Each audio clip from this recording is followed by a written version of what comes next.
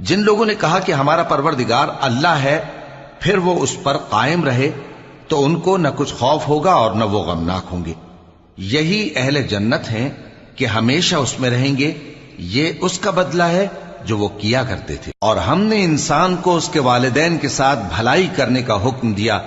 اس کی ماں نے اس کو تکلیف سے پیٹ میں رکھا اور تکلیف ہی سے جنا، اور اس کا پیٹ میں رہنا اور دودھ چھڑانا 2.5 برس میں ہوتا ہے،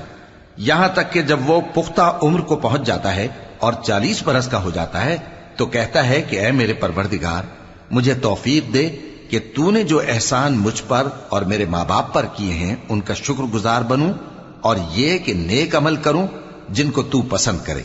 اور میرے لیے میری اولاد کو نیک بنا دے۔ میں تیری طرف رجوع کرتا ہوں اور میں فرما برداروں میں ہوں۔ یہی لوگ ہیں جن کے اعمال نیک ہم قبول کریں گے اور ان کے گناہوں سے درگزر فرمائیں گے، اور یہی